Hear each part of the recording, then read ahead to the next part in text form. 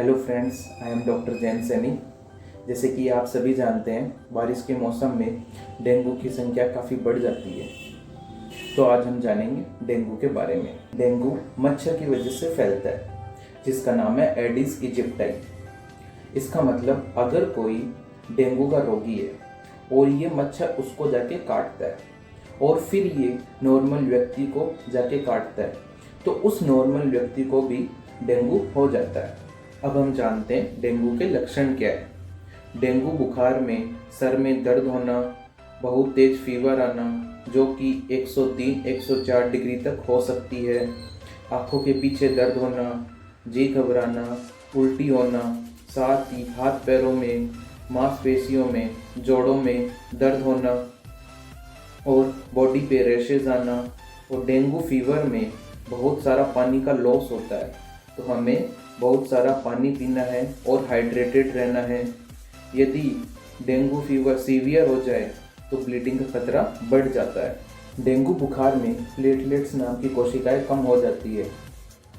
Platelets का जो role है शरीर में ब्लीडिंग यानी रक्त का बहाव उसे रोकना।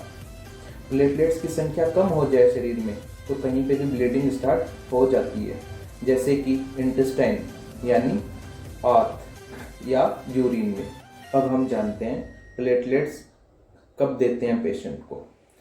यदि प्लेटलेट्स की संख्या 50,000 से कम हो और साथ ही ब्लीडिंग हो, या प्लेटलेट्स की संख्या 10,000 से कम हो और पेशेंट को ब्लीडिंग ना हो, तब हम पेशेंट को प्लेटलेट्स चढ़ाते हैं। पेशेंट को ऑब्जर्वेशन में रखा जाता है। जैसे जैसे शरीर में डेंगू का प्रभाव कम होता जाता है, वैसे वैसे प्लेटलेट्स अपने आप बढ़ने लगती है। यदि आपकी डेंगू की रिपोर्ट पॉजिटिव आए तो इसका मतलब ये नहीं है हर उस इंसान को एडमिट होना पड़ेगा।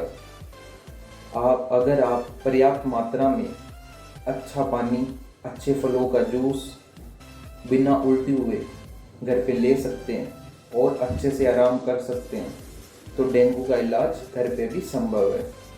लेकिन आपके डॉक्टर के बताए हुए फॉलोअप के दिन उनसे मिलना जरूरी है। अब हम जानेंगे डेंगू से बचने के उपाय। मच्छरों को पनपने ना दें।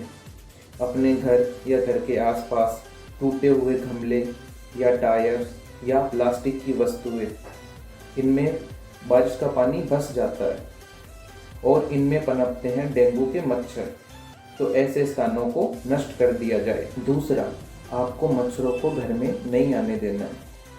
इसके लिए आप घरों में स्क्रीनिंग करवा सकते हैं। तीसरा, आपको मच्छरों को काटने नहीं देना है।